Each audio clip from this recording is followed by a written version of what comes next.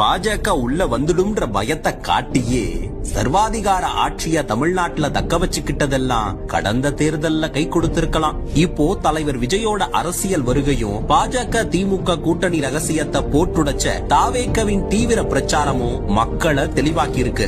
இந்த நேரத்துல மண்ணோட மக்களை அனக்காபுத்தூர்ல அடிச்சு விரட்டி விட்டு மண்ணையும் தமிழே தெரியாம பிள்ளைகளை வளர்த்து விட்டு மொழியையும் மகனை ஊழல் வழக்கில் காப்பாத்த தமிழ்நாட்டு மானத்தை அடகு வச்சுட்டு மானத்தையும் வேங்கவையல் முதல் திருப்புறங்குன்ற வர எல்லாவற்றிலும் ஜாதி மதத்தை வச்சு அரசியல் பண்ணிட்டு இப்போ மண் மொழி மானம் காக்க ஜாதி மதம் அரசியல் கடந்து ஒரு நீல தமிழ்நாடுன்னு வீடு வீடா போனா உங்களை யார்தான் நம்புவாங்க ஸ்டாலின் சார்? துரைமுருகன் அணி, உதயநிதி அணி, கனிமொழி அணி, சபரீசன் அணி, நேரு அணி, அன்பில் அணி, ஆராசா அணி, சேகர்பாபு அணின்னு 1008 அணிகளை உள்ளுக்குள்ளேயே வச்சுக்கிட்டு ஓரணியில இணைவோம் வாங்கன்னு தமிழ்நாட்டை கூப்பிடுறது எவ்வளவு பெரிய காமெடி.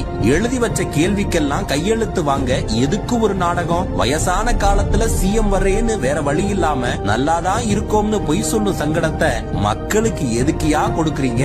டெல்லி அதிகாரத்துக்கு அடிபணியாத முதல்வருக்கு ஆதரவு தருவீங்களான்னு கேக்குறீங்களே. திருப்புவனம் அஜித்குமார் அடிச்சு கொன்ன போலீஸுக்கு அவர்தான் பொறுப்பு மந்திரின்னு சொல்லி பாருங்க. நேர்ல போயிட்டு ஆதரவு சொன்ன தலைவர் விஜயோட பக்கம் நிக்கிற மக்கள் போன் கால் சிஎம் முதல் அஜித்குமார் வீட்டுக்கு போயிட்டு வாங்கினதா சொல்லி இருப்பாங்க. ஏற்கனவே தலைவர் விஜய் பின்னாடி தமிழ்நாடு ஓரணியில தான் இருக்கு. ஆளும் ஸ்டாலினின் சர்வாதிகார மன்னராட்சிய அது